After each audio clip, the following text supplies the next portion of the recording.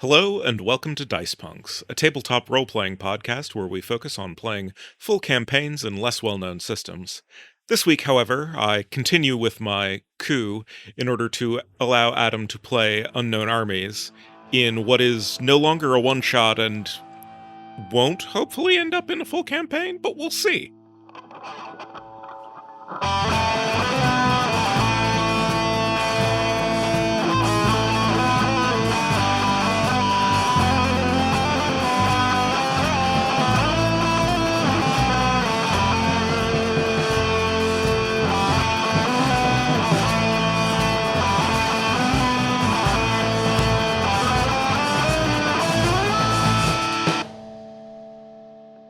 Hi, I'm Dez, and I'll be your needlessly ominous GM for today, and however long this ends up lasting. Hi, I'm Adam, and I'll be playing Nia, itinerant librarian for now. Hello, I'm Drew, and I'll be playing Benjamin Demos, more safely known as Mustard Seed, though, really, is anyone safe? No. No. Hi, I'm Robin, and I'll be playing Dream Boy Danny. Dreamboat Danny. Or he would like you to think that anyway. I do. Hello, I'm Nick, and I'll be playing George with two G's for his two big, strong arms and his two brain cells. Yay!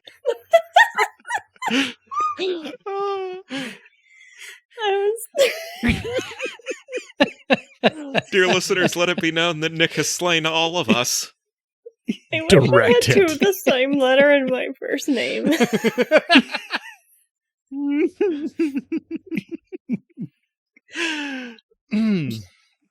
Carry on. Lissa does, and that's a line Lissa never used. Yeah, really. Oh, I'm so sad.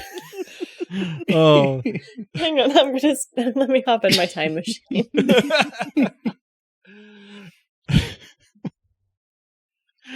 Was that the full of your intro, Nick, or was there more? That was it, I think. Oh yeah, no, I'm pretty sure he's just got two big, strong arms, and He also has two E's in his name. no, Because two he doesn't G's, skip leg day. two G's in his name. He's very proud of having figured that out. mhm. He hasn't even discovered the E's yet. Okay. No, They're no, next that's on the gonna tech be- tree. God damn it. You have to discover the G's before you can discover the E's, yeah. That's how it works. Step by step. So, Drew, would you like to give us our recap? Certainly. We'd been shopping at Denton Lucan's establishment. George purchased a book, not to be opened, you understand, but to be lifted, as well as a solo cup, for poison. Nia wanted a pair of handmade, handsome bookends, but could not afford them, at least not for the moment, not before we dealt with the name-thieving pest. Anyway, if indeed we'll be able to deal with the name-thieving pest. Danny bought a dragon statue, which is fascinating. Really, really very cool. What was I talking about? Yes, I asked after information, but could not afford to learn of the underlying nature of things. Pity. The roller skate, meanwhile, was not for sale. We made our way to the Palace of Fine Arts for the night market, a small affair. Here we met the Dane, a large, blonde, muscly, well, Dane, really. Nia was driven to distraction and let slip, well, Nia, an undisguised name. Danny met with a fellow named Rook, and George with a red-haired tinkerer with a clockwork hand. Nia spoke to the contractor briefly, and then to T at the bar, who pointed out Dawn in the back. She directed Nia to a lighthouse, helpfully, if ominously. I, meanwhile, people watched the crowd, stepping out of George's way as he had some sort of emotions or other, until I could see the threads between the people of the night market, intricate and dangerous as a spider's web. I managed to cut one thread, the one connecting the man with the clockwork hand to obligation, presumably, to the spinner of the web, to the spider, to the contractor, or to who or to what stands behind the contracts. Dawn said, and we agreed, that it was time to go.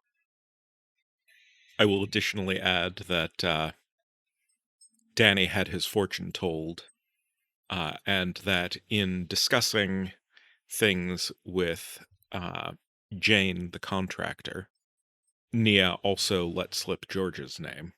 I remember that. Oops, sorry. I had forgotten that as well, which is why I didn't say it. But those are important points both. And yeah, I did not do justice to the scene with Rook, which was if I may, quite good. Well, thank you. So character growth. Oh. I give Right. you XP. You should spend it. In fact, given where I know you're about to say we're about to start, I am going to be spending my 2 XP from last session to increase my struggle skill called Violent Protester by 2 to 22. That's a good decision. I thought so. I think I will also increase my struggle skill, which is called Lessened Futility, by 2. Nice. George will be taking everyone by surprise and increasing his irrelevant skill by 1. Even he's confused by that one.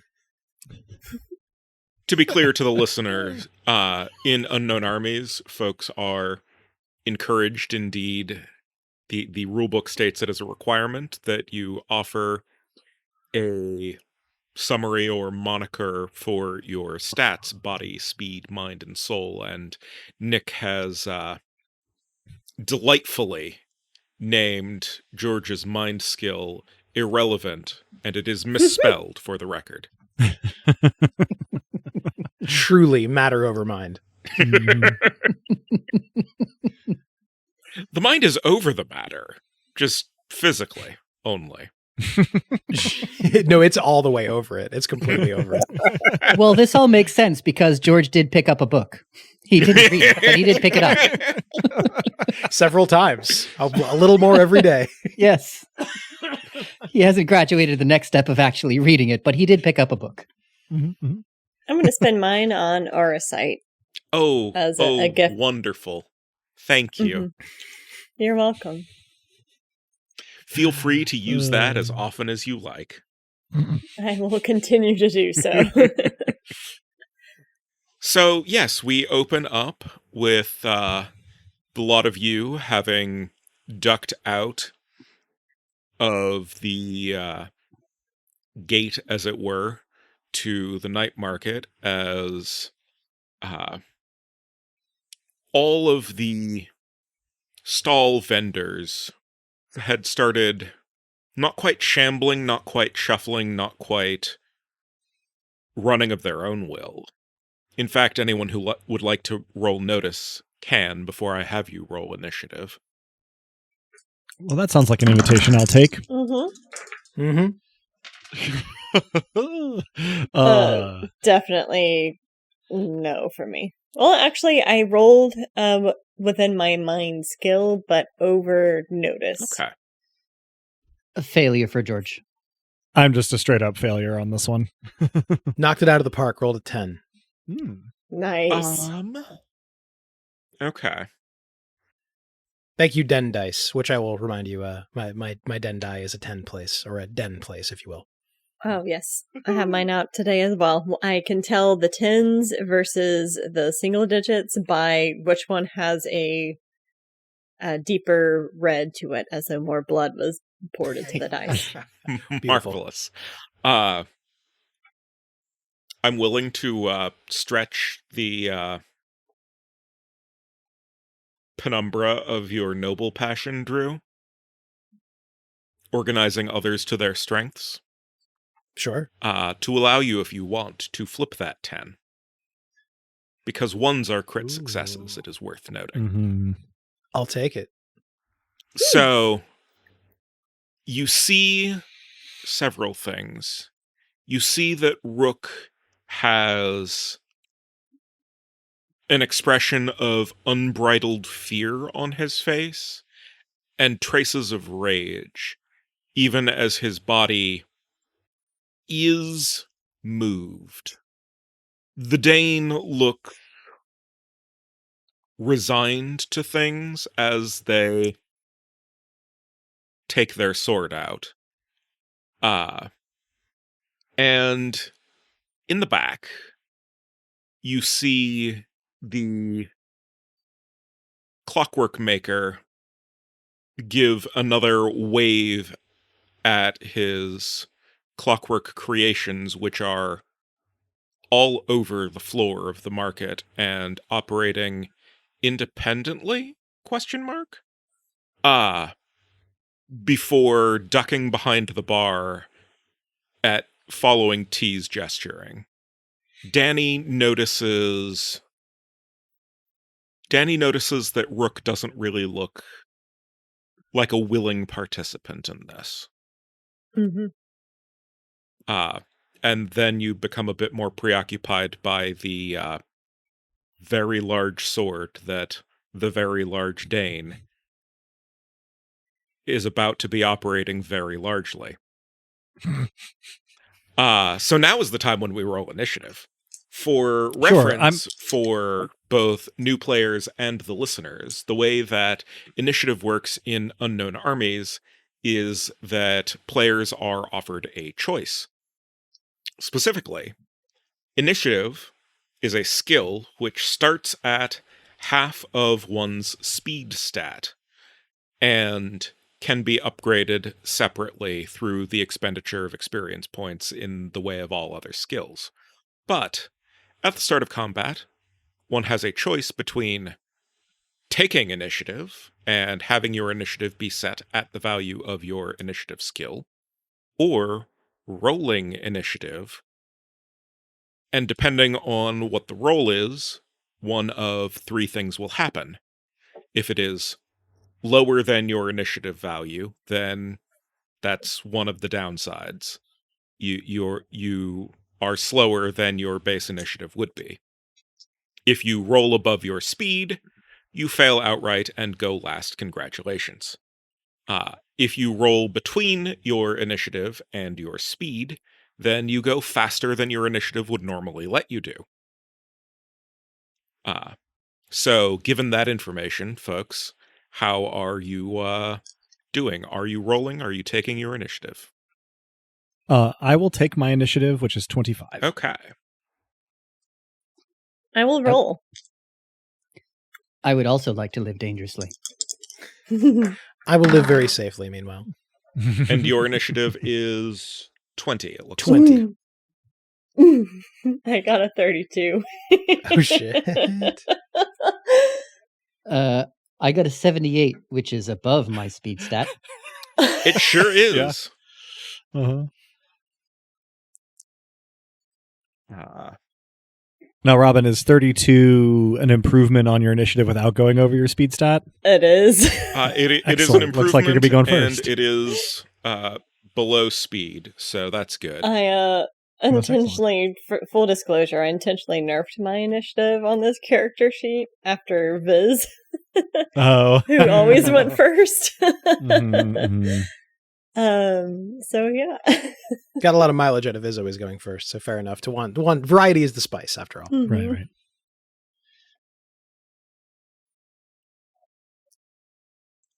And Now, spice I'm must just flow. rolling arbitrarily because, to be perfectly honest, I don't have full character sheets prepared for a variety of the combatants. Of course. Yeah, Unheard of. your name currently is improvised weapons, and I think that's highly fitting. For what's I was about in to a feng happen. shui game at one point. No, I've been in 2 feng shui games, and every feng shui game that I've been in, by the time I was done with the game, humans were no longer counted as improvised weapons.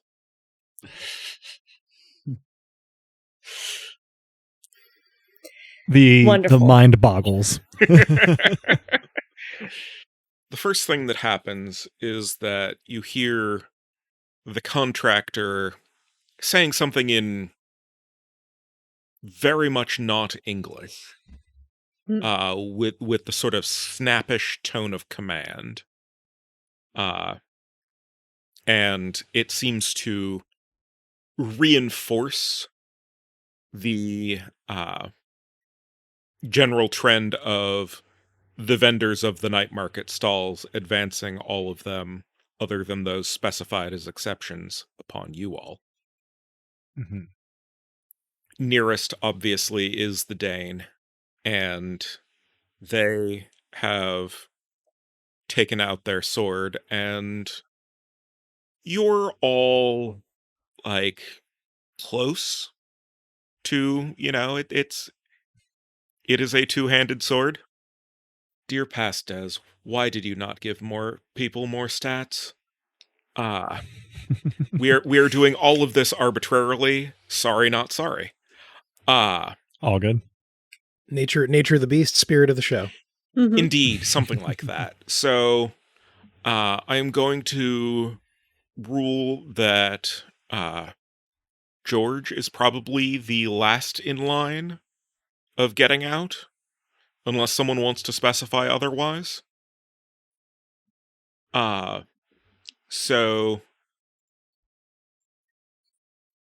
if you would like to roll Get Out of the Way, Dummy, for me. That is a 10 in the tens place and a 6, so that's 16. Cool. You do indeed get out of the way of the sword swing. You notice as it's coming, just in front of like your shoulders, that he would have been using the flat of the blade.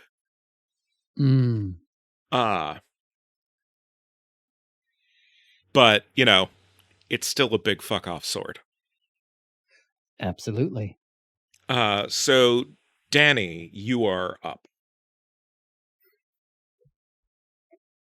I would like to pull out my dragon statue. I think it is currently in Nia's pack. So the logistics of that I leave to your good hands. However, I will not be looking at it as I pull it out. You should roll Snatch, I think. Where? Oh, yes. Okay. Which I don't think is defined on your skill sheet, but like... It is. 47 on that one. Okay. Well... Oh, no. So, in your haste to get at this fascinator of a statue, you tear open Nia's bag. Like, the zipper pops off, no fabric is destroyed in the process, and a variety of... What all do you have in your bag, Nia? I think I'm out of water, so there's going to be some books. These will, I'm going to say exclusively be like hardbound with like the library plastic on them.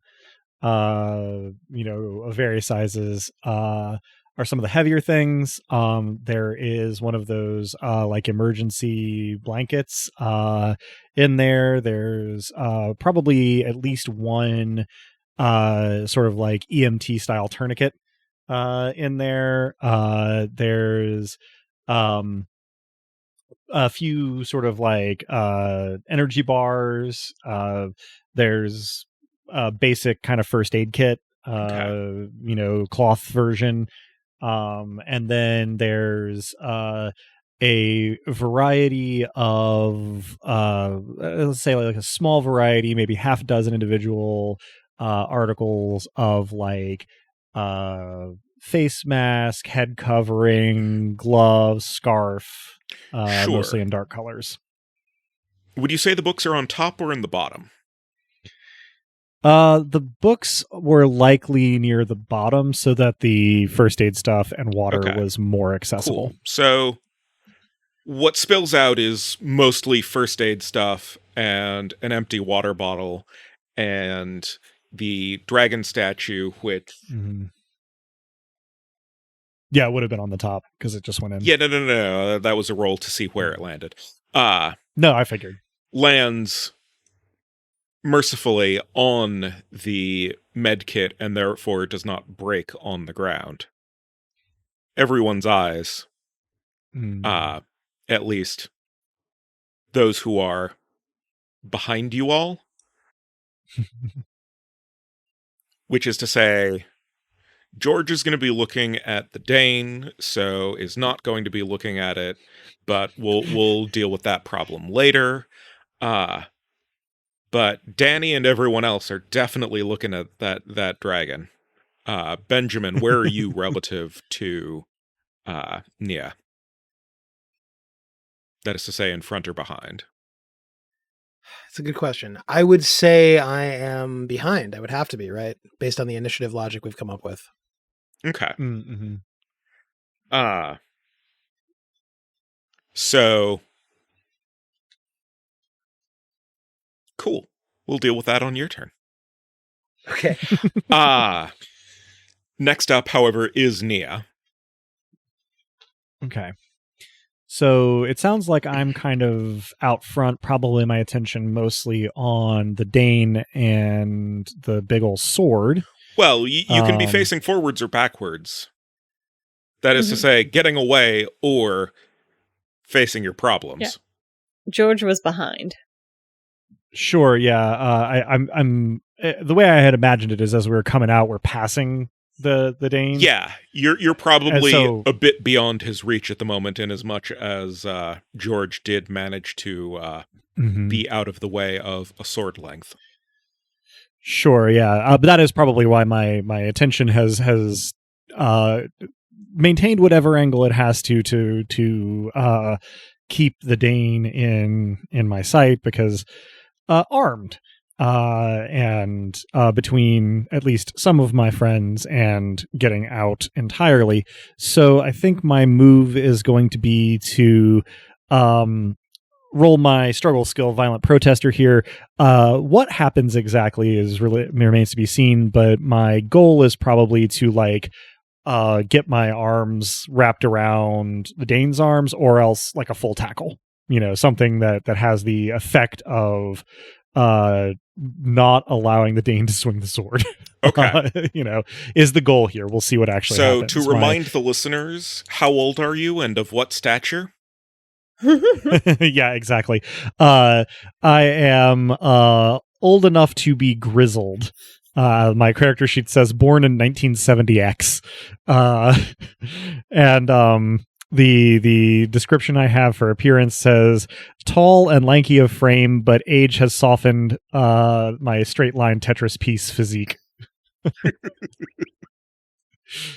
So I'm going to roll. My body is 40. My Violent Protester is 22. Let's see where I land.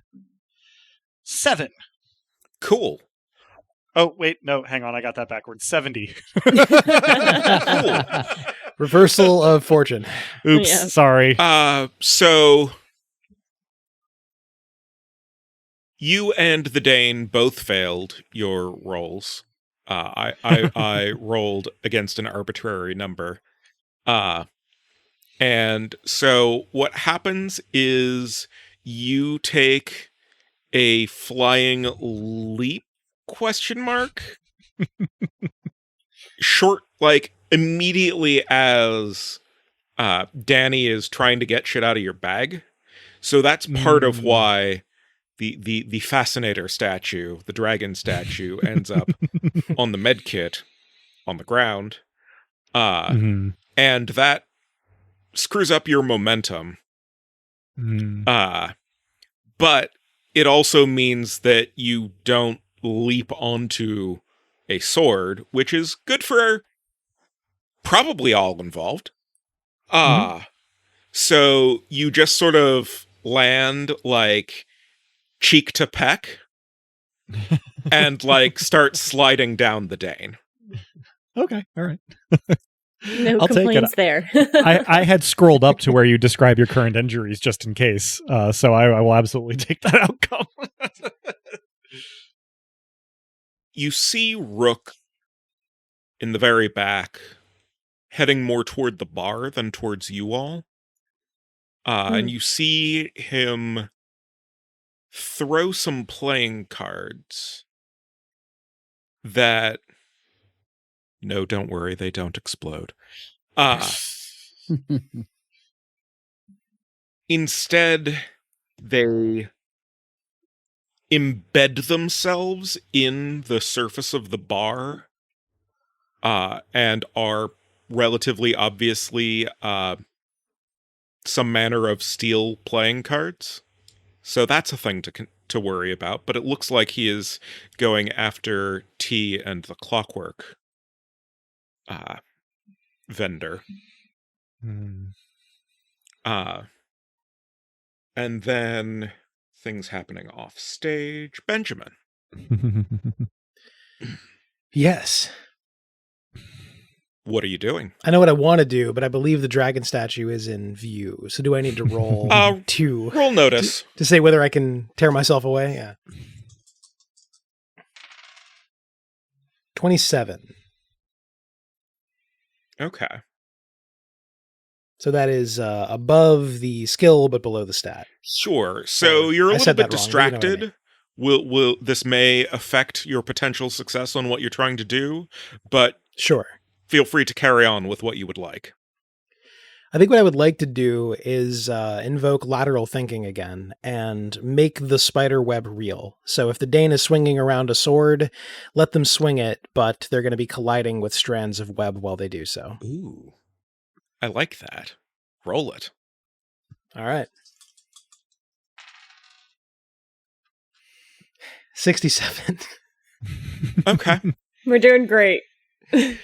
Lateral thinking is at 40 for Yep. the listeners. And We're all doing fabulously. yeah, Still the nothing is going problem wrong. with percentile roll under is, and Unknown Armies' approach to that is that when you're in a high pressure situation, you have to hit the skill rather than the stat. Sure. Adam often fudged that at least slightly. I tend to as well. So everyone, I am, for the record, just under the stat. but Yeah, well no, over the skill. had it been a lower pressure situation, it would have been a resounding potential success. But you see a bit of a flickering impression of the spider web reasserting itself, but that may take more time. Fair enough. Could have been worse. Don takes out a gun and shoots the Dane.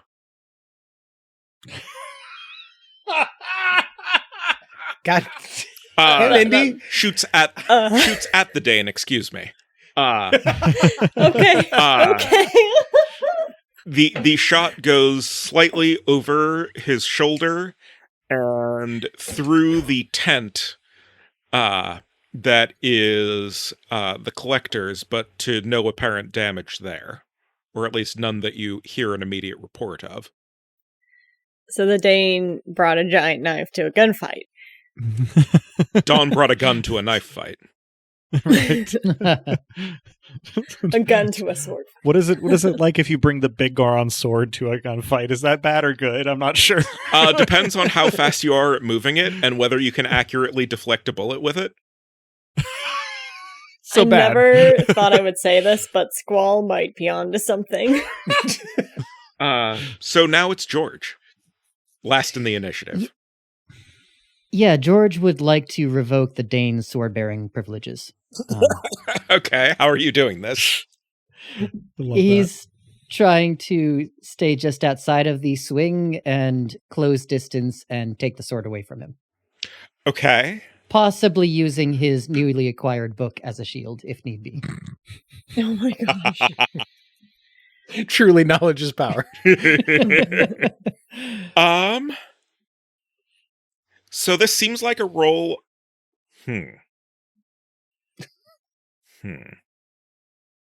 Because you've described you're trying to do two things here. Mm-hmm. Namely, potentially use the book weight as a shield on the one hand, and on the other hand to remove a sword from a swordsman through sheer force of arm. Yes. The force of beefiness compels you. Oh my. So It do be like I that will offer sometimes. you the choice of one roll of kick butt, take some names, or 3 rolls starting with do 2 things at once. Mm-hmm. And the way that works is you'll need first to succeed on the do 2 things at once, and then to succeed on the other rolls if you do. Please correct me, Adam, if I'm doing this wrong.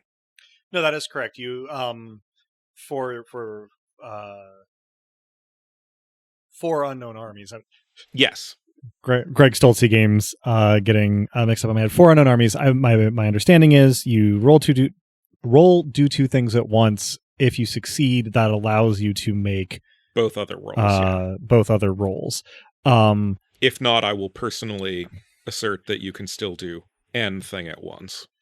So I could roll twice or once? Well, you could roll one time or potentially up to 3 times.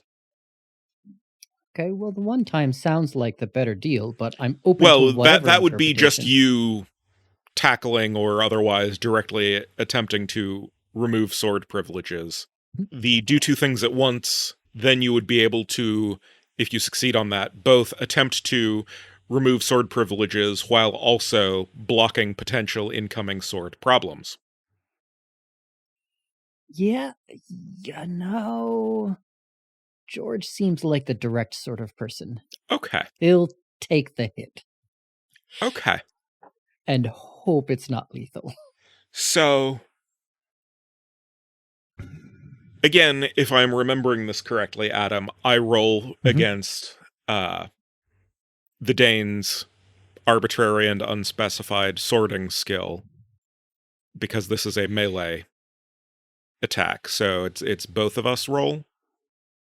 My understanding, I believe the way that I always did that was not as opposed rolls. Okay. Unless you were having a dodge in there. All right. Thank you, Adam, for that off-mic recap on combat mechanics that I had not gotten properly up to speed on. So remind me what you rolled, Nick. Haven't rolled yet. Rolling now. I got a 99. No! Oh. Oh, Nick. Hey, your skill goes up one. Oh, no. Yeah, it does. Yeah. Your skill Let's- goes yeah, up. Definitely The silver lining might have a cloud, though. Yeah. way to see the empty glass is half full. Well, it's I a mean- little full anyway. Yeah, what is that in that glass? Maybe your band has a second fan somewhere out in the wings. So... Oh, no. Dear listeners, I just rolled a 66 on whatever it is that I am plotting here. So... Nice. I like that they're the Nia inversion of each has other. already Mirror. launched himself at the Dane and ended face to peck and has started indeed sliding down. I think at this point you may be clutching a very beefy Danish thigh. And the Dane has swung their sword once across approximately where you would have been had you not moved. And the thing about two-handed swords is that they're lighter than you think they are. It's just that there's physics at play. And so you launch yourself at the Dane, and you find yourself distracted, sort of looking down as you go, because there is the dragon statue that has landed with an audible thunk on the medkit to your side, sort of. And so that leads to you tripping just as you sort of launch and catch air. And you don't get stabbed, you don't get impaled, you don't in fact even get sliced.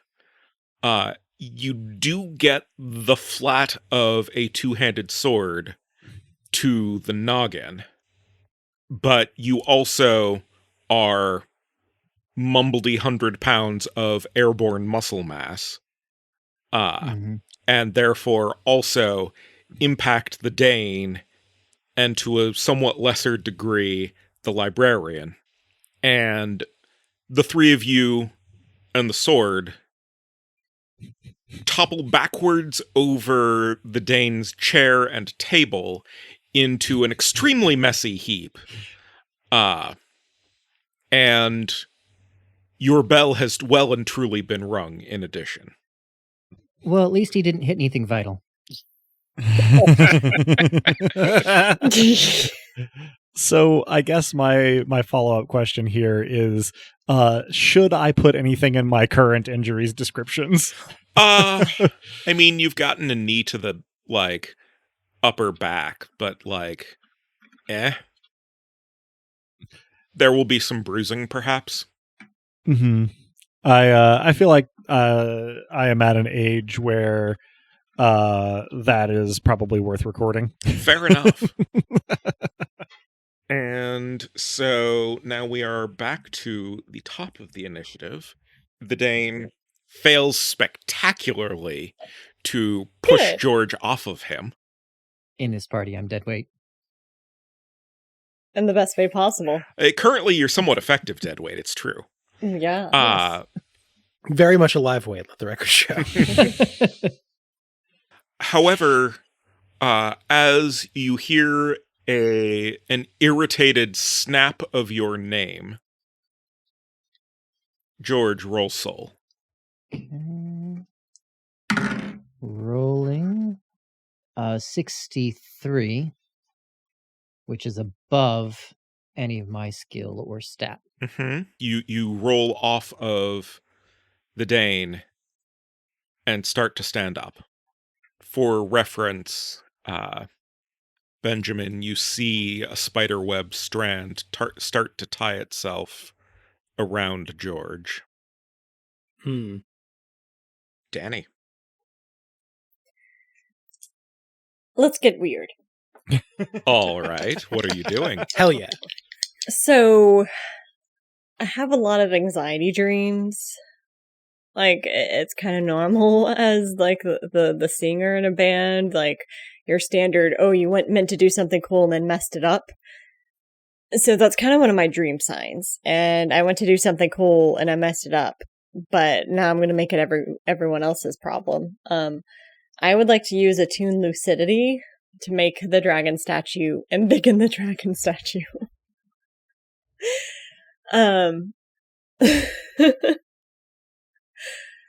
So yeah, that is what I would like to do. Okay. If that is something that can be done, remains to be seen. Make your roll. Tell me what you get. All right, I'm rolling under a 41. I got an 11. Oh, I believe you, Robin. Let the record for the listener show that Robin has indeed displayed the dice at us without moving them. Which is itself impressive, in addition to the rolling. So, as the dragon gets up, it grows. And your skill goes up by 1. Your skill goes up by 1. And you have added a combatant to this encounter. Oh, good. Yes. Actually, no, it's great. I'm just giddy. The extremely tacky statue cracks, or maybe it cracked when it hit the med kit. In any event, the dragon has separated from their perch and are growing and stretching their wings and sort of flexing their tail as they stand off of the pavement. As this happens, I shout, "Don't make me use this," while staring at the dragon and all. The pattern of the dragon's wings is entrancing. It's mid-90s, like, blue and pink and purple Lisa Frank electronica.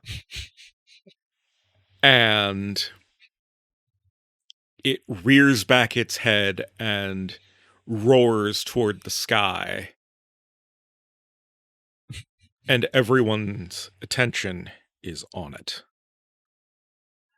Point of clarification. Yes. Am I under the Dane at this point, since George was on top of the Dane? It's a Do you want Dane to sandwich. Well, it feels relevant to my ability to perceive what's going on with the dragon. So, the Dane went backwards over their chair and table. George went forwards over the chair and table in the same vector. You were facing the Dane, sliding down, and have gone forwards for you. So you are above the Dane, and not below George, in as much as George has started standing up. Somewhat a compromising position, I imagine. But This is the meet cute. It occurs to me that under other circumstances, the Dane is probably one of Nia's types. You did so specify last time, yes. Oh, I wasn't sure. Yeah. Oh, yes. Indeed. That was your reason for giving your name. Getting flustered. Yeah. Chances are good then that I hear the roar and whip around and become fascinated with the rest of everybody else. I don't mean to go full China Meeville here in terms of the wings and the fascination, but anyone who has read Perdido Street Station has a bit of an idea there. So yeah, I'm probably still partially, prone, but twisted around to see what the roar was, and now staring between at your the proximity to the wings. Dane and your line of sight to the wings of the dragon. You're definitely distracted. Good way of putting it. Very delicately said. So that's you. But yeah, no, it is now your turn if you would like to do anything other than be distracted by pretty dragon wing patterns and luxuriate in the physicality of the Dane. Well, what I would like to do, and I don't know if I will be able to do it successfully, you'll have to tell me, but what I would like to do as a player is see if I can't take advantage of the Dane's fall and potential distraction by the dragon to acquire their sword from them. You can certainly attempt, and let me get your character sheet up. Roll me a violent protester. Certainly I shall. 55 is a matched failure. No. But it goes up one. This is a very high rate of matched failures in my experience. I'm something of a matched failure myself.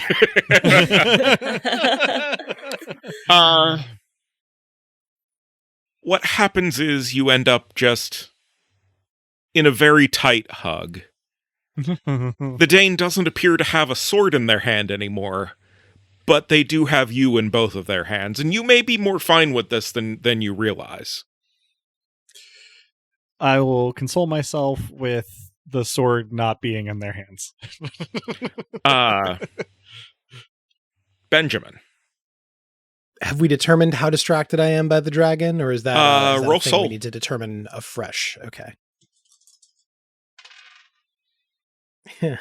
83. Intensely distracted. Okay. But, not like... This will affect my decision-making on any, say, weird rolls that you may be making. Okay. Rather than a preclusion of action. One thing I'm attempting to pay attention to, and maybe I can only see it as background to the dragon, which is really quite impressive, but I'd be watching for the reality of the spider webs. Are they becoming realer, more present? If they touch the dragon, I'll have mixed feelings because that dragon really is quite important to me. But... what you may want to do is roll lateral thinking again to I can do that. Continue to assert the reality of 69. Nice. Nice, but also. Right. No. Thank you for the ASMR up. The downside of this system is that 666 rolls are not actually possible.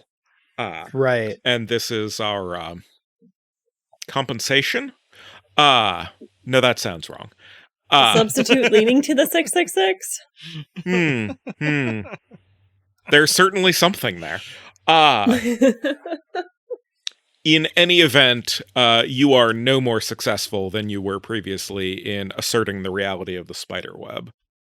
I am then mumbling improvised poetry about the dragon,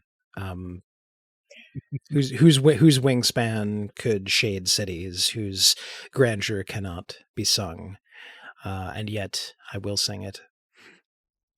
I'm not helping, in other words. No, but it's marvelous. Quite. Nia, you hear your full name snapped out in the same way that George's had.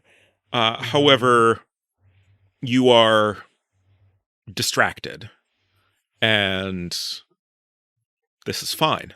So this may not be relevant now, but it did make me think of it. One of the things that I had started to do toward the end of last time that didn't really end up coming up was I had prepped a book burn formula spell. You had mentioned it.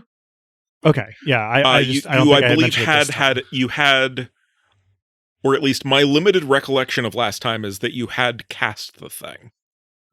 Yeah, so indeed, I had to try and intercept any like magic spell, ritual, or artifact power directed specifically at me so that it is absorbed by the book, preventing the magic from working. Yes, that's what happened. Okay. I wasn't sure if it had actually gone off last time. No, it went off just now. Just now. Okay, cool. So the cool thing about that is at any time thereafter, you may open the book and release the magic against a target of your choice. Cool. Step one is you'll have to realize it went off. And no one's really paying attention to it, but, well, Nia at least recognizes the relatively unmistakable sound of breaking glass followed by a whoomph.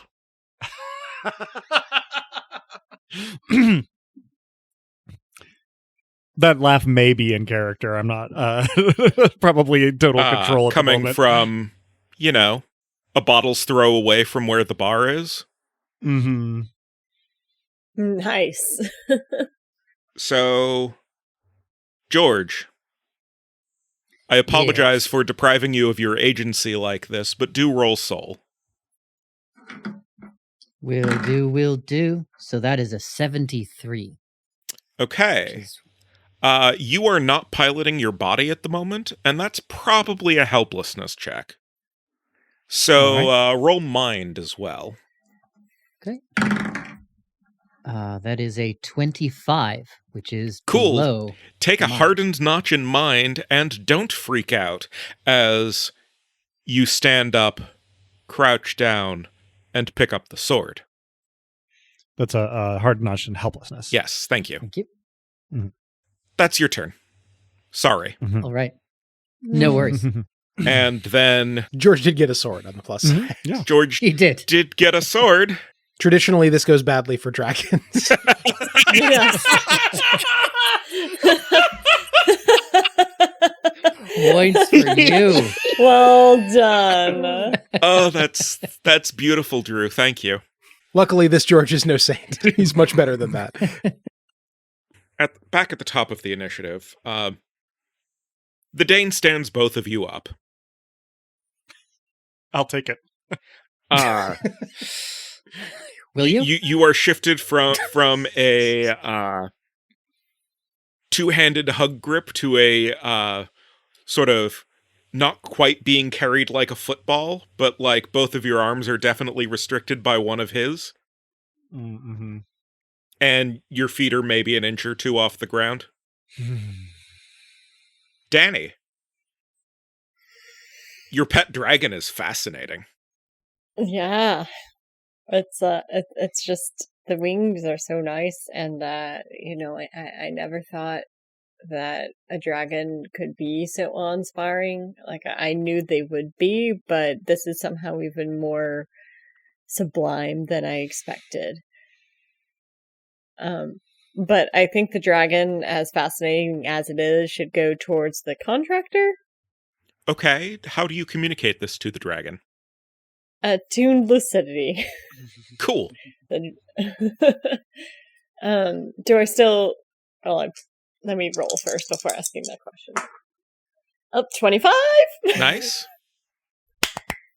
I was going to ask if I still get to flip them since it's my little special stat, but I'm not going to because that would be done. It would not be ideal, yeah. I was going to say, I think Danny is already MVP for this session just because you've succeeded 2 rolls in a row. Yeah. OVP. I was rolling terribly to start, so this is kind of a... This is one of the weird things about particularly early game combats, is they are comedies of errors and more lethal than you expect them to be. Yeah, it's one of the things I actually appreciate about Unknown Armies as a system is that when combat breaks out, it tends to be very messy, which is, I believe, an intended part of the design. It has one of the most fascinating chapters on combat of any system I've read, but I will leave that to one side so that we can get back to our combat. So you communicate that the dragon should be going after the contractor's tent? Yes. And not just to fascinate, like, dragons kind of, there was like a really inspiring song about burninating that comes to mind. The classics endure for a reason. What I will say is that you also get to act on your own self because the dragon is a separate combatant from you. Oh, cool. Yeah. Like I said, you've added a combatant to this encounter. Let's see. Because I don't want to do, like, attune lucidity again. But I guess I'm too fascinated. Am I so fascinated that I would not see my 2 friends getting hauled off? Or being held firmly? Roll notice.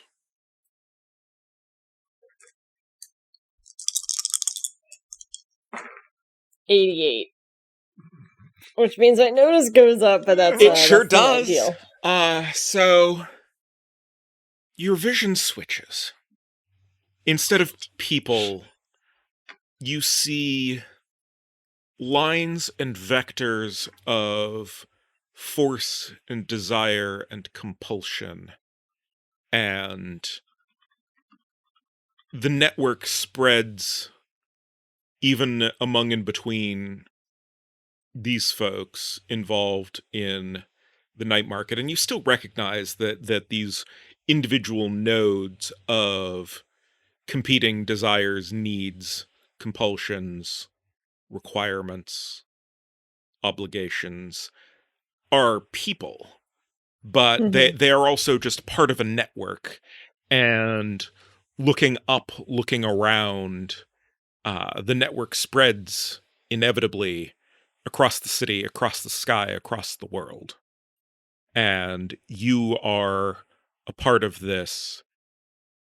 The Dane, Nia, George, the dragon, are all part of this connected network of competing and cooperating and facilitating needs, desires, and abilities to assist or help or fulfill them. And as with any good diagram, it's all vectored to hell. So I will give you, if you would like to roll snatch. This is not quite square to it. Very well for me. Oh, 19. Excellent.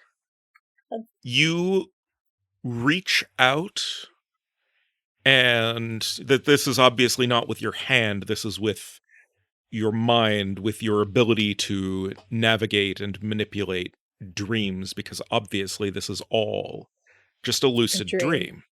Mm-hmm. And you grab the sort of central source of obligation in the immediate vicinity and try to twist it such that you can, tear it out.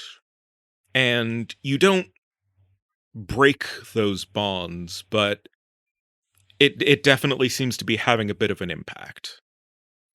Excellent. Anyone else watching watching Danny, rather than, being distracted by being hugged or being a passenger in your own body or the dragon or any of the other many distracting things around, just sees Danny just sort of reach out and twist his hand a bit. Benjamin. Yes. It's you. It is me. So I've been muttering to a dragon so far. Yes. I guess I need to roll notice again to see if I can tear myself away, right? That's probably the first order of business. Soul anyway. Yeah. Soul, excuse me, yeah. 28. Cool. All right. Yeah, no, the dragon is getting very, very, very big by this point, and you realize that you may be beneath their notice, such that you may have other things that you need to set right in the world. Very good, very good. So I sort of I look around afresh. I assess the situation. I notice my surroundings of non-dragon description for the first time in what feels like forever. How's the spider web situation looking? Is this increasingly large dragon encountering any of that? Not yet. Okay. However, there is a palpable warp, a twist, you might say, to the center of the web. Mm. It is being turned. Mm. But if you are trying to continue to assert the literality of the spider web, you are free to roll lateral thinking to attempt that. I'd certainly like it to be as literal as the dragon is, which it occurs to me might not be completely, but then I'm thinking about the dragon again, so I stop myself and I roll lateral thinking. Okay. One of those fell off the table, so excuse me while I roll again. Sure. Okay. 71. Dear listeners, this is one over Benjamin's mind skill. What was the one that fell off the table? No, don't look. We'll never know. No, I caught it. I had to roll it again. Oh, okay. That makes me feel better. Okay. Yeah. It's still just it's like it's trying to resist you now. Like the spider web might now be aware of you. Don't want that. But it's also still trying to completely affix itself to George. Actually, roll paperwork for me. Sure. 4. You'll want to switch that because it's your obsession skill. I will. I will and I do. With a 40 on paperwork, you realize that what you're looking at is a metaphor for the obligations of the paperwork of the contractor. And you realize that the spider web started to reach out for George when the contractor stated his name. So yes, that's what you get. That's a lot more than nothing. In the background of the night market, there are further exchanges of there are vague sounds of projectile volleys in the back of the night market, but that's not terribly relevant at the moment. And there is, well, I actually appear to have forgotten her last round, but whatever. We can say that she was reloading. The Dane gets shot in the shoulder. Oh. Does this cause the Dane to drop me? Yes. Woohoo! I get to act again when it comes my turn. Also, you should probably take a violence check, you in particular, since you're right. you were you were not shot, but you were certainly in the direction that was shot at. God damn it. 78, which is over a mind of 60. So I'm going to take a failed in violence. And you have a choice to make. I do. And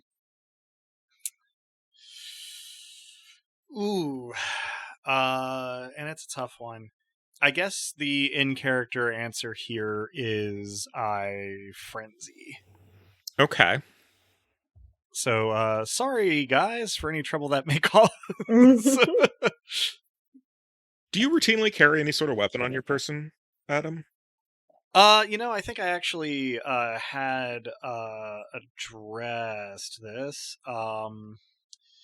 The one of the things in my go bag, a category, is self-defense supplies, which probably mostly consists of stuff to kind of help avoid injury, but likely does also include just like a baton of some kind.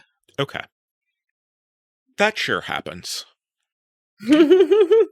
Sure does. Nia is dropped and starts scrabbling through the now increasingly shredded remains of a bag.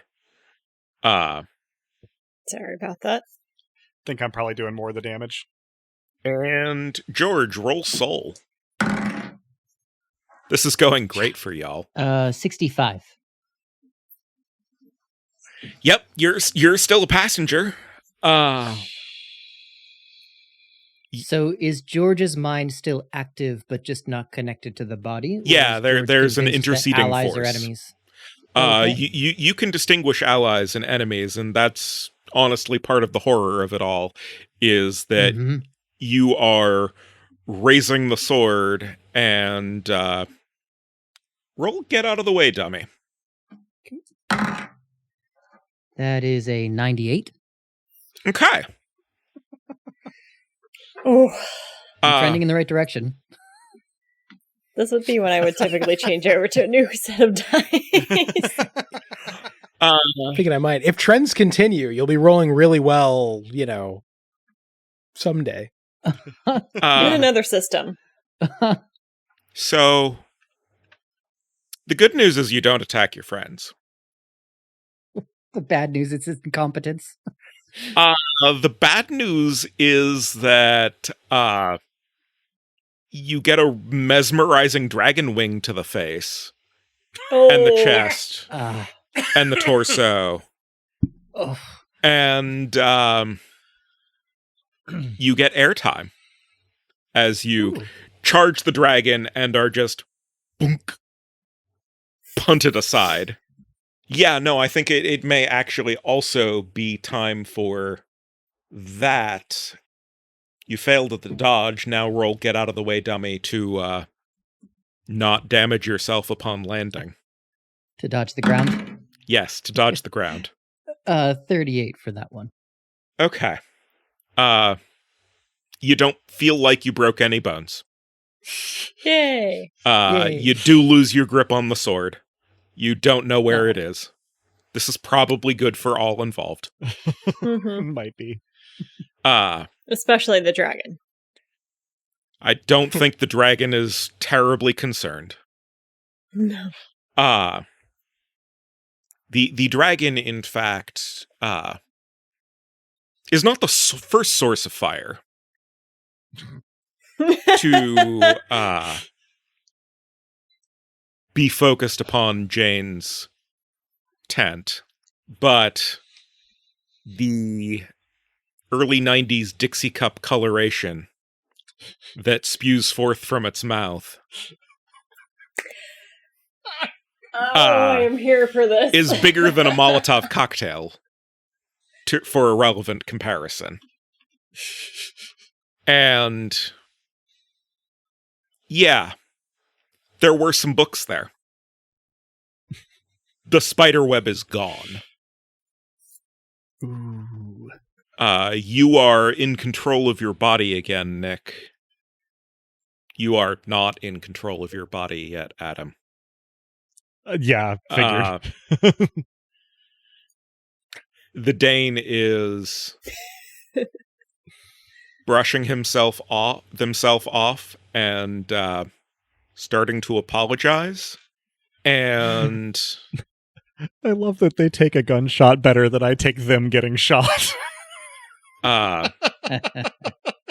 That's There's some real shit there. Rook yeah.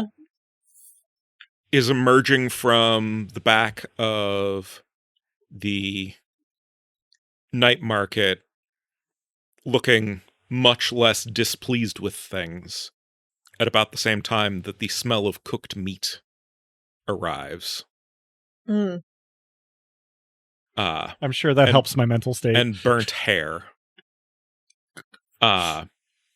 T and the clockwork manufacturer are nowhere to be seen, but the clockworks are still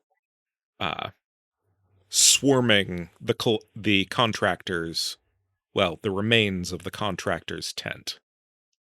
And when you don't stop trying to arm yourself and then, like, scrabble at the Dane, the Dane just picks you up by the back of your neck and holds you like a scruffed cat for a while. Adorable. Everyone else probably thinks so. While this is happening, Dawn holsters her gun and actually starts applying first aid to the Dane, while you are held over here, just sort of out of reach of all involved, ineffectually being in a frenzy. So, hey, we're out of combat. The dragon's still fascinating and large. So, yeah, you can get up, dust yourself off, look around for the Dane's sword if you want, George. Sure. Yeah, so I'll do so. Do I find it? It's, 10 or 15 feet away from you, in the middle of the road that is conspicuously devoid of cars. And, yeah, so assuming that the Dane looks sufficiently contrite, George will hand it over suspiciously back to its original owner. And if it is not, if they do not look sufficiently contrite, then maybe holds on to it for a while. They indicate the leather straps on their back that it's generally kept in, and just, sorry about that. We entered into contracts. Mercenaries.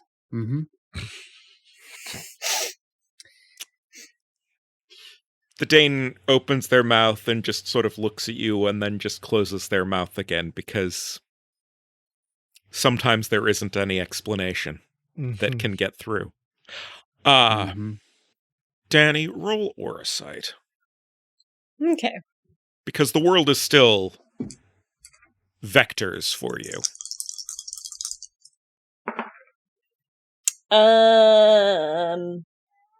Remind me what the 0 would be, and the a critical failure. Your skill does not go up. Okay. Well, no. I have a 0, and a 7. Oh, so like 0's in the tens place? 0, yeah. Is that? That's a 7. That's a 7. Okay, Okay. That's a. If I got 0's across the board, it would be critical failure. Yes, which is what I thought you had done. No, 0. I'm glad that didn't happen. Yeah, I was like, how did I? It get would only have been 107%? very interesting. Reality, well, the graphical skin, as it were, of the dream starts to filter back in, but it's still mostly that vectored information flow. And a lot of the lines have burnt out. You can see that two shapes are moving away at a clip that suggests a vehicle. Mm-hmm.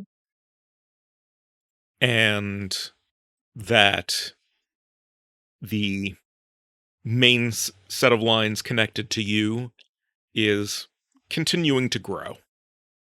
That being the dragon. Oh, okay. Additionally, where the images of San Cajetan are filtering in around the edges of things, you can see blue outlined shapes standing in a sort of body barricade across the street in two different ends that sort of bracket or cordon off the space of the night market so that perhaps you could have this fight without traffic interfering. There is that same shape that warned you about names quite close to you. Notices that you can see him. Him? Question mark? Him. Sure. Him. And looks guilty, sad, like he wants to apologize. Maybe. But you can't read his lips for what he's saying or hear it. There is a vague gesture sort of toward the rest of the city, or possibly somewhere specific within it that's not in obvious sight. And for the rest of you, Benjamin, what are you up to? There's still a dragon. George has gotten up and returned a sword to the Dane, who is holding a wet, angry punk rock cat. Well, while being stitched up. With the dragon no longer fully enthralling and the web gone, I have to reconstitute what matters to me in this world. Of course, I don't see the blue people barricade, but I think at this point it occurs to me to check in with whichever of my friends is nearest and seems to need the most help. Maybe that's George? I'm not sure. I mean, George did learn briefly to fly. Danny is staring off into space in that way that he does sometimes. Yeah, that's not too worrisome. That just means good lyrics are coming. And Nia is having a moment that the likes of which you've only really seen in that one time that you all went to a rage room together. Yeah. I think yeah. I was going to say, one time I took our dog to the vet, and in the next examination room over, there was a cat having a real bad time. And so I don't know what was actually happening, but I could hear how upset the cat was with it. That's probably the appropriate backing track to whatever I'm doing.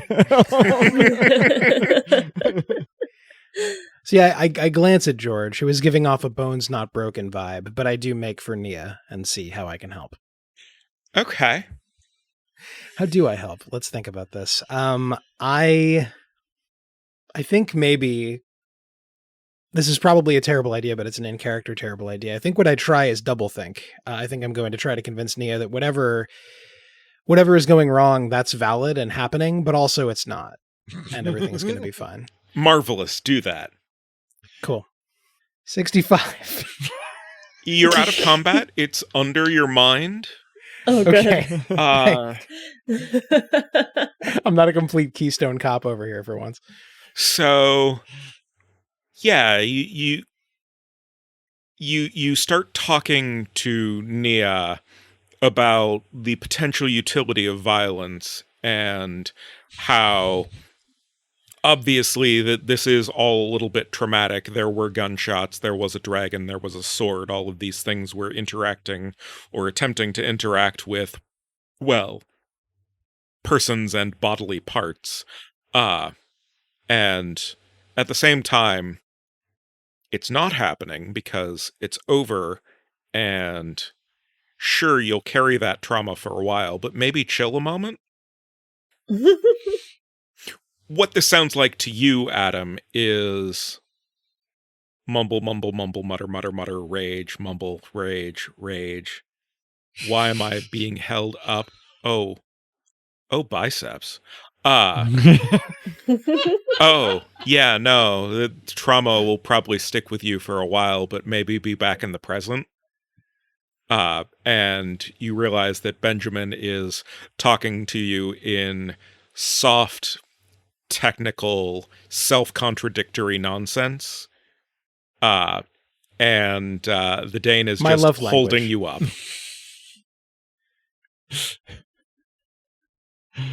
I probably slowly spin down and then mumble something about knowing what to do when it's tear gas and sound rather more sullen than someone my age should.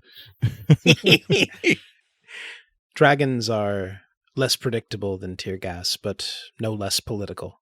At this point, probably I'm going to check to see if the dragon is still there and still growing.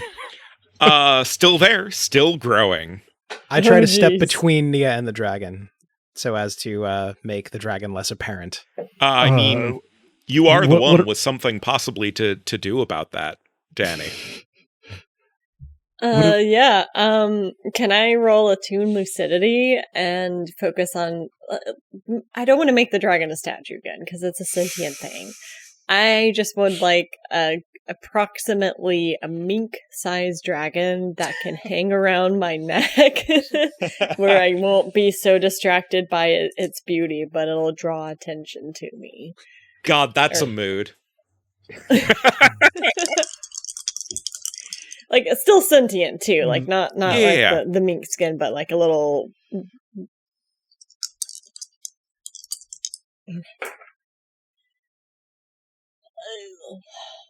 I got a 31. Is there any? I can only flip once per session, right? For attuned lucidity, that's a My success. obsession. That's a pass, but would it be more of a pass if I made it a 13? No, higher numbers No, under higher your is- skill are better than lower Mhm. numbers under your skill. Oh, perfect. Okay. The So only the- exception Leave to it be. that are the only exceptions are matches, which are useless to flip, and Right. Mhm. 0-1, which is a crit. And the limit on flipping places is each of your passions, Yeah. fear, rage, and noble Mm. can be used once per session. But your obsession That's good to skill can be flipped whensoever you please. Indeed. Okay. But with a 31, the dragon cocks its head at you and just sort of starts hunching itself in like it is actively trying to assist in its own shrinking. Oh, so cute. And when it gets to Barney size, it starts walking over toward you and still shrinking. Barney size is the most upsetting descriptor. You're welcome. Just trying to think of the most awful, like, blue-purple electric vibes that I can give this thing, given how tacky the statue I described was. Yeah, like Mhm. actual Teletubbies on set. You got Barney, you got Grimace, somewhere on that scale. But eventually you have, a mink-sized, a weaseloid, electric and aggressively purple dragon curled around your neck with its tail just sort of going cat-like. May I attempt a neologism here to go Of to course. go with Weaseloid? Stotask. Nice. Ooh, good. Strong. I'm going to be thinking of these for the rest of the evening. That's on me, not on you, but So the dragon is no longer going to continue to grow and grow and grow and eventually outscale San Cajetan. So that's one threat you've dealt with successfully. Good. did not create King Ghidorah? Check. Yeah. Additionally, Rook lets you know that T and Arthur, apparently is the name of the clockwork maker, have left the scene in T's transport.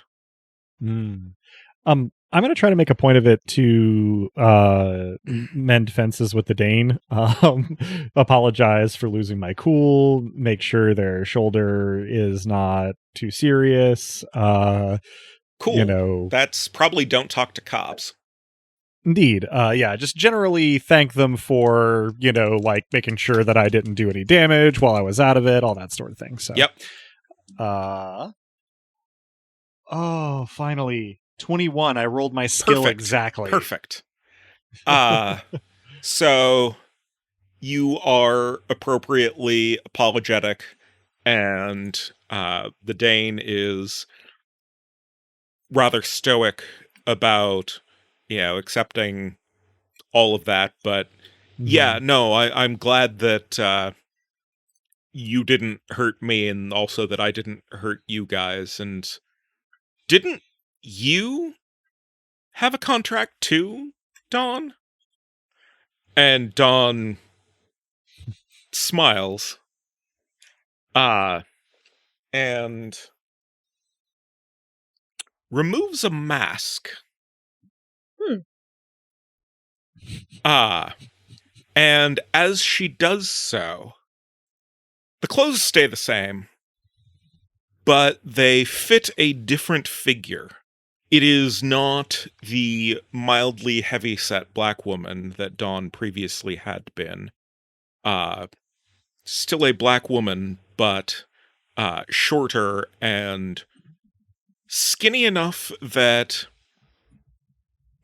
you might mistake her for a child, given the stature, but there is age and calculation in her eyes as she stows the mask carefully within a bag apparently purpose-made for it.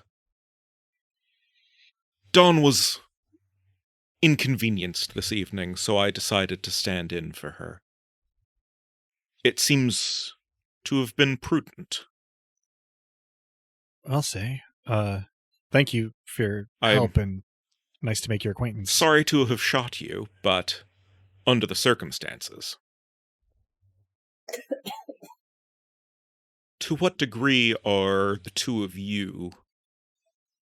She looks at the Dane and Rook, aware of the interests supporting or controlling this night market. And the Dane just sort of shrugs. Rook definitely looks like he knows something, but isn't sure that he ought to share. And she sweeps her gaze across all of you. Well, I know the degree to which all of you are out-of-towners. And novices. I mean this not as a slight, but as a technical description. Guilty as charged. I suspect that T may bring Arthur to the lighthouse, but we should see about that as well. Yeah, for sure. And thanks again. Should I keep calling you Dawn, or... The woman formerly known as Dawn looks around. Well, there may not be harm in it currently. You may call me Livia. Nice to make your acquaintance again, Livia. Same. Oh. The risk of names was chiefly Jane, but Jane was the one entrusted with the power that is the problem here. Right, presumably hooking up to the task we've been given. Yeah, about that, says another voice that is not connected to anything. Roll your Orisight again, Danny, if you would. 21. So, you see now clearly the outline of the shape and the person that has been beside you this whole time, and he is speaking. Once upon a time, the world was asleep and magic only worked in rote formulas, strictly adhered to, usually as a part of one mystery tradition or another. But then, sometime in the midst of the wars of the last century and a half, in the blood and the trenches, the diplomacy and the divvying up of people and territory, the world became a collective unconscious, dreaming together a lucid dream. We tell ourselves what we are through archetypes and avatars, and if you believe something hard enough, reality will let you pass. The asshole we're up against doesn't like that. He wants to go back to a time when those with knowledge were also those with power. He liked the old rules and wants to go back to them. So with the state of the world as it is, well, it was an opportune moment for him, and he's trying to take it. We'll stop it. So this is a real dream, then. Dream Boy, this has been real the whole time. I smile widely, and I hold my hand up as a very clear gesture, like one would do with a cat asking for permission to pet the dragon on my neck. The dragon sort of leans full body into it, and the shape starts cursing emphatically in ways that I will not duplicate for courtesy of our rating, and starts, sorry, damn it. And there is a second of that same sort of shockwave across reality that took you out of the living room where you had first encountered this problem that you're trying to solve. And you see the vectors of the world, Danny, realign themselves, and none of the blue outlined people are there any longer. Mm-hmm. Just a quick out of character point of clarification. The speaker just now is familiar to us from the living room? Nope. No. Okay. Totally other. If you recall, one of the speakers had looked to the side of directly at Danny at a couple of points. But that is all the familiarity that non-Danny folks might have had. Sure, just that's why I wanted to ask. Yep. I wanted to make sure I was thinking of the right thing. Yes. Appreciate it. Is it just Danny hearing and seeing the outline shape person now? Danny's the only one seeing it. Everyone is hearing it. Okay. Up to and including the swearing and then the shockwave. So we're hearing all of it, but we have no idea. We have no way of knowing who's talking. Correct. So I have been looking around somewhat slack-jawed, it sounds like, but that's pretty much what I was doing anyway, so I'm giving Danny a little bit of a pass, both because Danny can see the figure before he is no longer there, and also because the whole dream sight thing is just apparently what is normal to you. And Drew, if you could give me a lateral thinking for Benjamin. Can certainly do that. See if it goes better. 38. Come on. 38 is under 40, so yeah, like you had seen the sort of vectors and the spider web and so on, the dotted lines and arrows, as it were.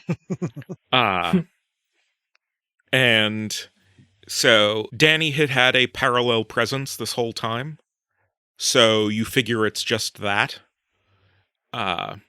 You also recall that other characters, other folks that you've been interacting with have occasionally looked sort of to one side of Danny. So this all may be related to that. Mhm.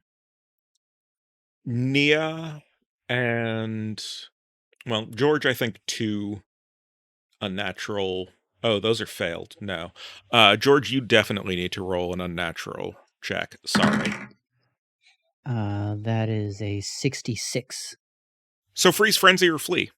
So this is in response Oh. to. I am so sorry to keep doing this to you.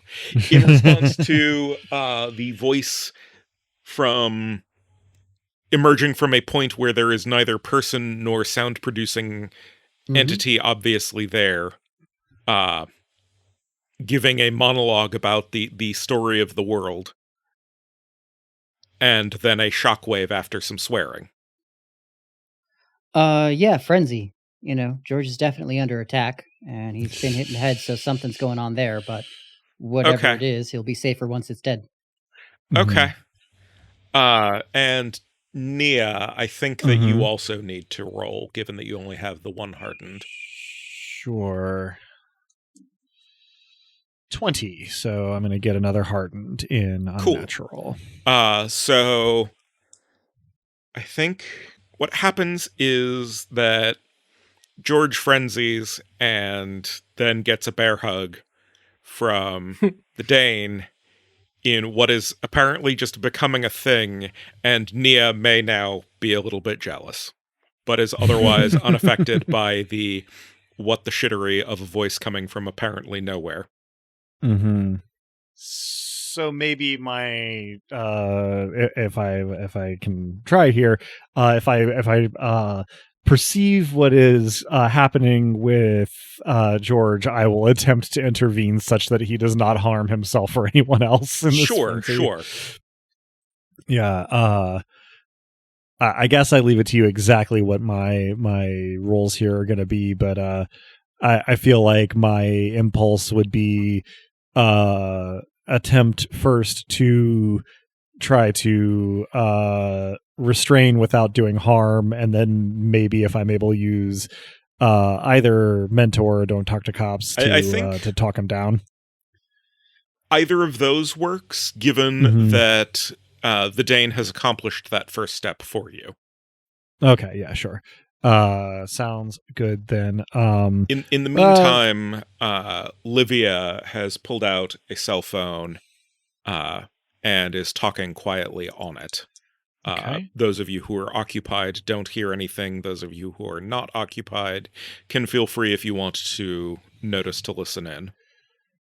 And for the record, I rolled against my mentor of 20 and rolled a 26, which is over that, but well under my soul stat of 70. So you talk soothingly and quietly and a good deal more sensibly than you were recently addressed, but to similar effect as George wigs the hell out. And did either of you attempt to listen in on Livia? I did. I rolled over notice, but under my mind, Okay. so 53. And you, Benjamin? 38 was what I... Oh, sorry, that was my lateral thinking, actually. So, as far as listening in, 37. All right. So, both of you here, yes, Undevan. Contractor's been dealt with. Wasn't me, but potential friendlies. Yes, Arthur did get out. He should be fine. Stop mother heading. Yeah. All due haste, thank you. She hangs up. If you are interested, if you, I suppose, trust me to travel with me, I have transportation on the way as your companion? She looks questioningly at Danny. Succinctly put it, we're up against a remnant of the old order, as it were. I sort of glance at my companions, but say, I mean, temperamentally, I'm pretty down to tear down old orders. Marvelous. By this point, George, you are coming back to yourself Mhm. in a bear hug of the sort you were used to giving others. Mhm. Yeah, coming out of that state, George kind of looks around and he's, still kind of looking angry, and he says, I'm sorry. I've been thinking this whole time, and as I've been thinking, I've been getting angrier. Thinking is not really my strong suit, but the way that I put it together, I wasn't listening to whatever that voice was saying, but I don't know. It seems like people's names are being stolen and their identities are being stolen, and it seems like there's some kind of contract they've been tricked into, and it's just not right to take away who somebody is. And I know that we were planning on skipping town, but I don't think I can do that anymore. I think that someone has to stop people from stealing other people's lives. Yeah, well said, George. I applaud. Sorry, maybe you guys were going to do that anyway. It takes me a while, but Actually, that would be a really killer song intro. George looks. I put a hand on however much of George's shoulder I can get my hand on, and I say, looking at our YouTube metrics, I thought there was a ghost in the machine. You're a very friendly ghost.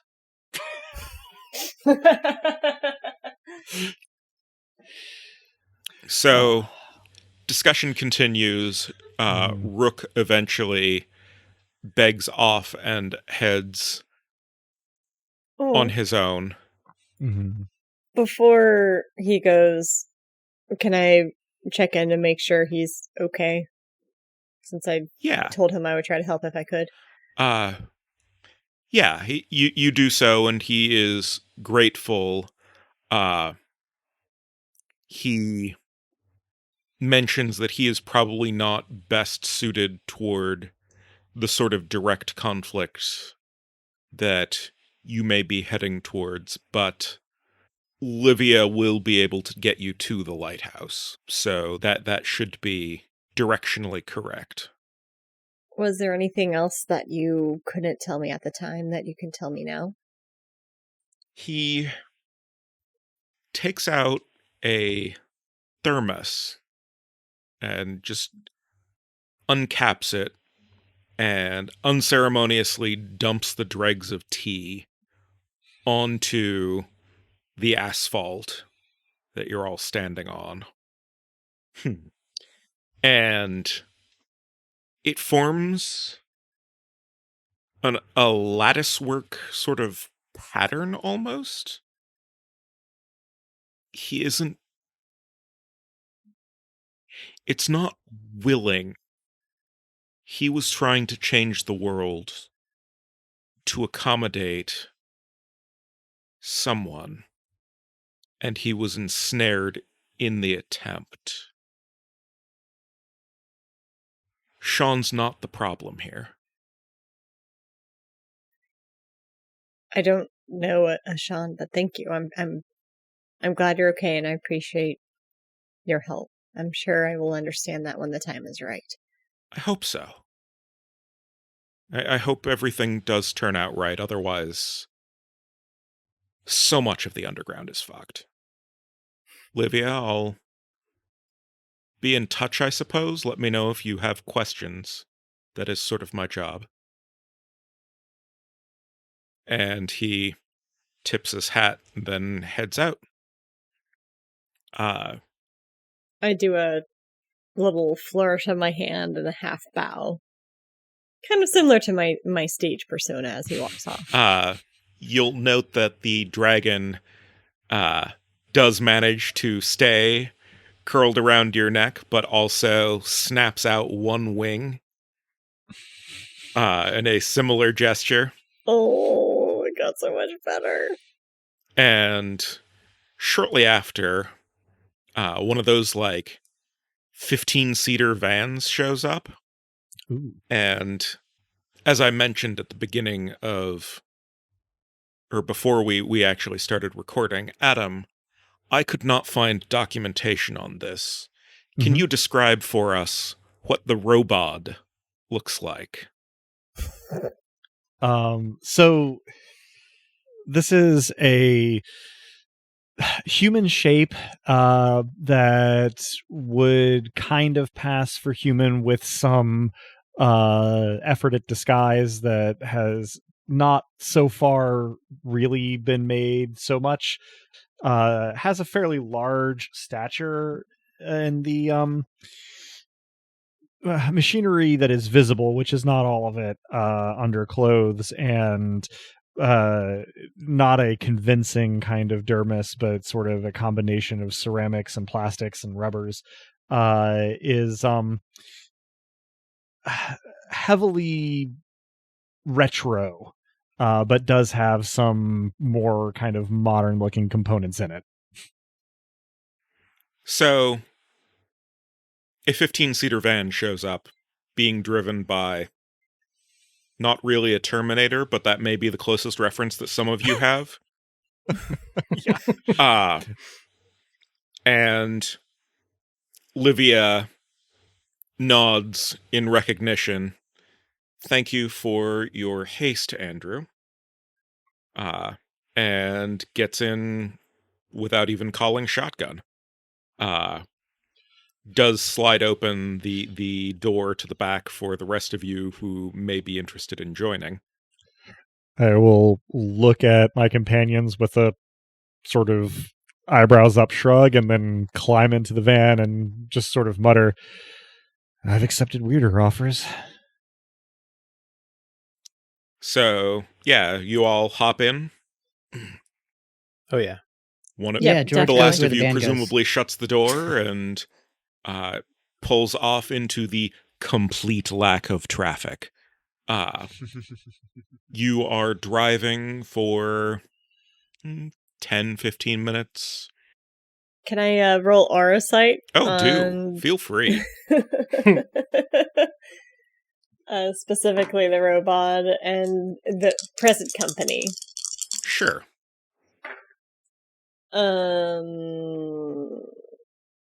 That will be a 96, so no go. All right. So, mostly you are fascinated by the vector pathing and how it almost seems like the van is on predetermined rails. It is following the lines of the street and turning where the arrows of your vision indicate that it should be going. And when you look at the robot, you see sort of triple vision. You see at one and the same time the Terminator, as Adam described. You see a dissolute young man whose defining skill trait was probably Keith Richards' disciple. That was actually a skill that character had. And you see sort of flickering remnants of an older man as well. Something in the air of a balding, heavy-drinking Vietnam vet. But it's like someone who wore those clothes a while and doesn't anymore. And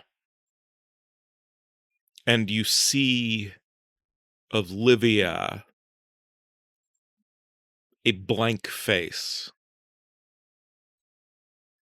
and a pocket full of masks.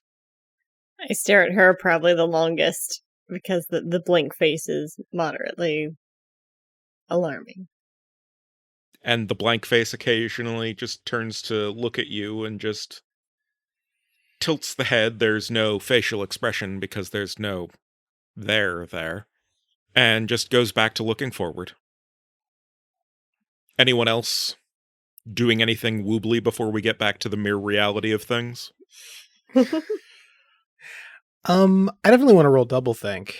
We're in a woobly space, so I want to understand. It woobles, but what is it if it wasn't woobly? Am I sitting in a metaphor for something? Roll. The thought won't leave me alone. 37. Okay. So that is over your skill and under your mind. It is. So you're not in a metaphor, but you're definitely fighting over metaphors.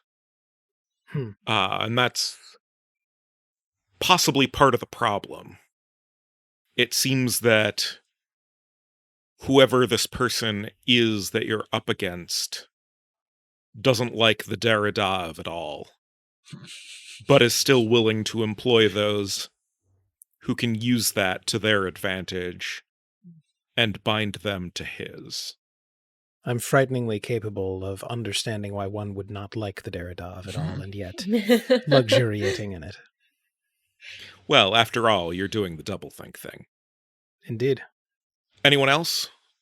I'm probably focusing on trying to understand where we're going in relation to where we've been.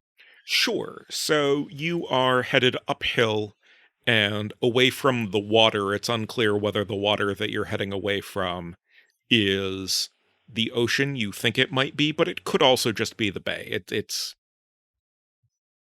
hard to say if you don't have a map to hand.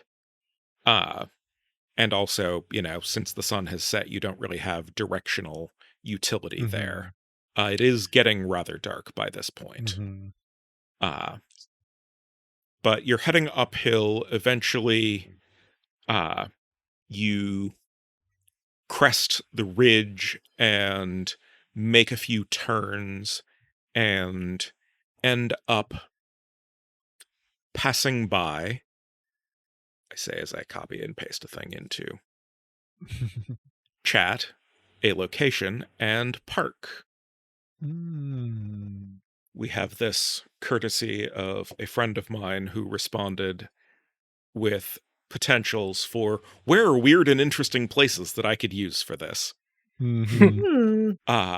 So when you get out of the van, and indeed the robot towers over you, it is easily 7'4", 7'8", somewhere in that range, is dressed in potentially male aspected clothing, but somewhat unclear. Respect. And you see that there is a building. It might have been a church or a meeting hall or something, but it ignores the slope of the hill and is built vertically such that more stairs emerge on the downhill side than on the uphill, as you would walk up from the sidewalk to any of the three imposing doors, each of them with an archway and oddly neoclassical, but like Doric neoclassical. Very square and flat and horizontal other than the arches. And the robot strides ahead. Eventually, well, probably over at some point in the car ride, he would have introduced himself as Andrew. And the robot strides ahead and pushes open the middle door and waves you all in. Anyone who wants can roll notice. Sure, why not? What's the worst that could happen? 31. 32. 39 between my notice and my mind skill. Okay. Same. Were there any below the skill, and were there any above the stat? No. Below skill. Cool. Oh, sorry. Didn't I thought you were not rolling because you were getting a reprieve. My bad. Off on the building to the right, everyone else is focused on the very obvious the lighthouse that is chiseled into the top portion of the building. So this is indeed the place that Rook had directed you to. Mm-hmm. But you, Nick, see some graffiti off on the side of a building or two over that just says, "The clergy is empty and the devils are all here," before you all enter into the church ? I can't help but feel that we missed out on some song lyrics, guys.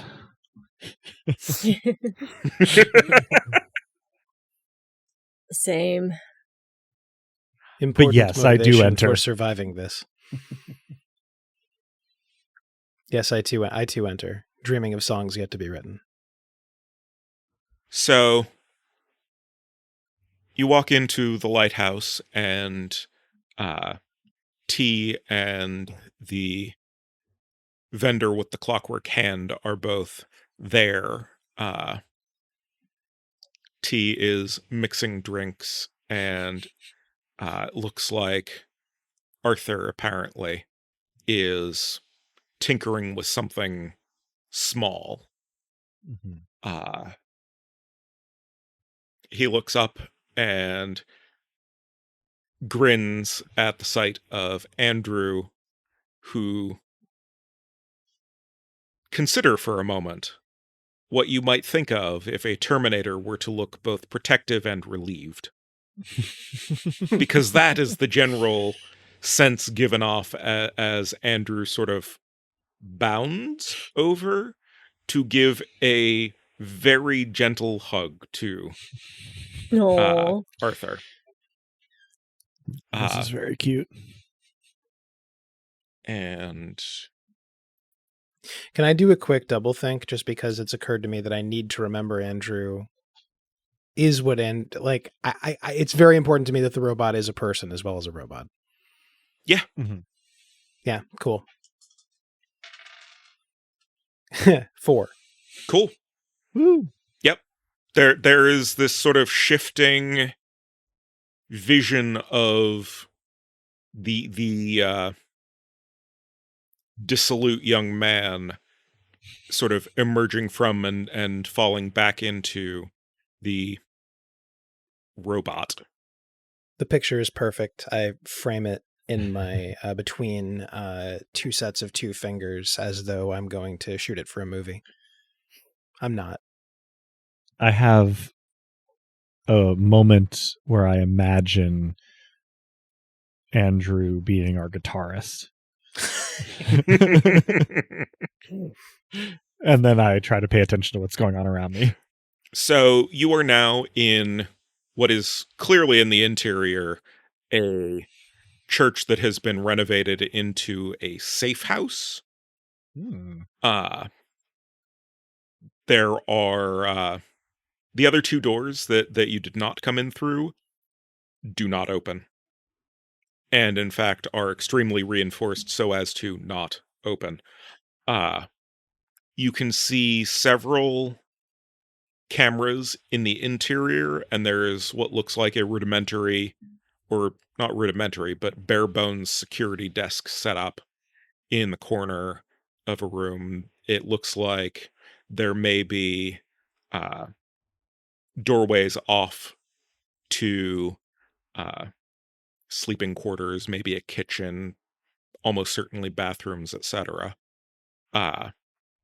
In other directions, but mostly it's big central room with some amount of supplies, some amount of tables and maps and seating and so on. And yeah, there's you, there's the 4 of them. Andrew turns to the rest of you. Thanks, Liv, for getting in, helping deal with the problem. I understand that the rest of you were actually responsible for the release of my apprentice from his contract and dealing with the contractor. That's probably the most major thing that we still needed to do. We have an evil librarian to take down. Are you in? My eyes light up. And I'll gesture at Danny and be like, I think most of the help probably came from Danny here, but if there's an evil librarian involved, then I feel that I'm honor bound to help out. What do you say? And look at my companions. You had me at honor bound. Let's hit the books. I suppose that myself and Onir Osuna point to the dragon are in. I very much this whole time am standing like someone who is trying to act nonchalant about the dragon around their shoulders, but also desperately needing people to notice. Amazing. For the record, I am noticing whatever I've been saying or doing, and as I've been engaging in doublethink, my eyes don't leave the dragon for more than 45 seconds. It's hard not to look at the dragon. Yep. Your cat looks really weird, but I'm here for it. Perfect. Wonderful.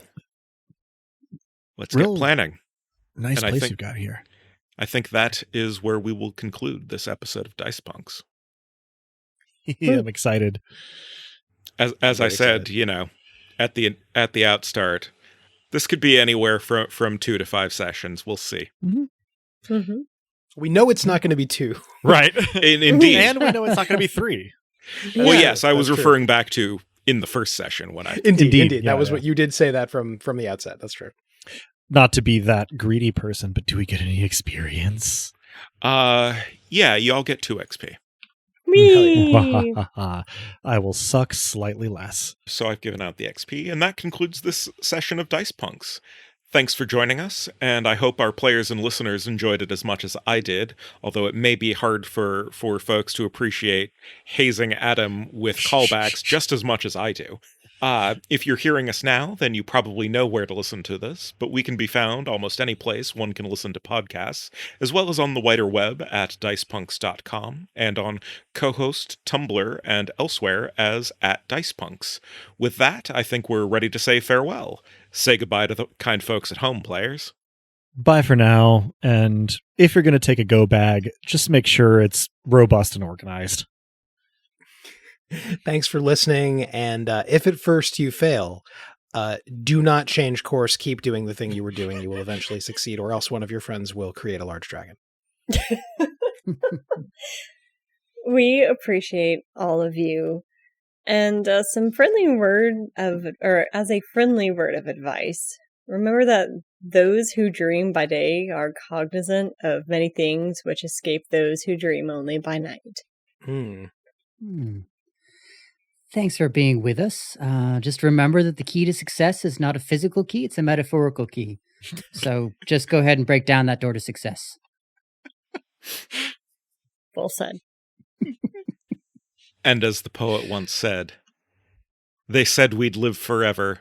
They said we'd live forever. And if the sun comes up tomorrow, we'll be fine.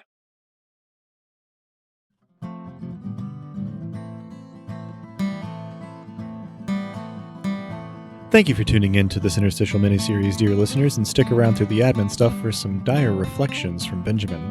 The songs in this episode, Theme of the Dice Punks in its acoustic version, were written and recorded by our very own Benjamin Demos, Drew. Cover art and editing was done by Joanne, who's appeared on the podcast now and again. Check out her work around the internet, where she goes by Anything So's. Site design and graphics for dicepunks.com are by Robin, the player behind Dream Boy Danny. Unknown Armies was created by Greg Stolze and John Tynes, and you can check out all 3 editions of it at atlasgames.com/unknownarmies. That's atlas-games. Links to the system and authors can be found on the Punk Grimoire section of our website, dicepunks.com.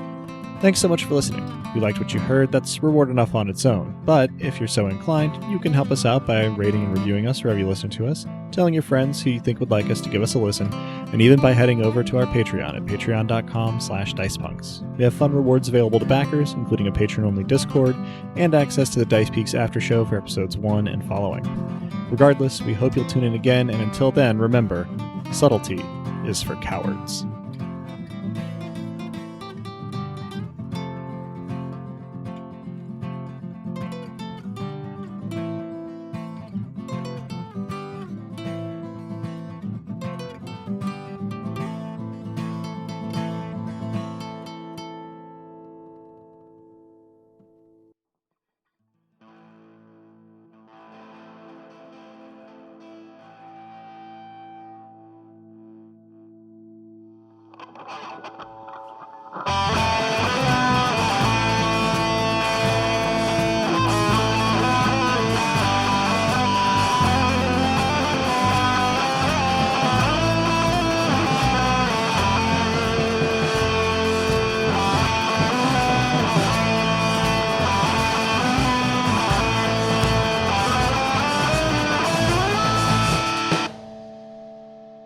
How does one lose one's name?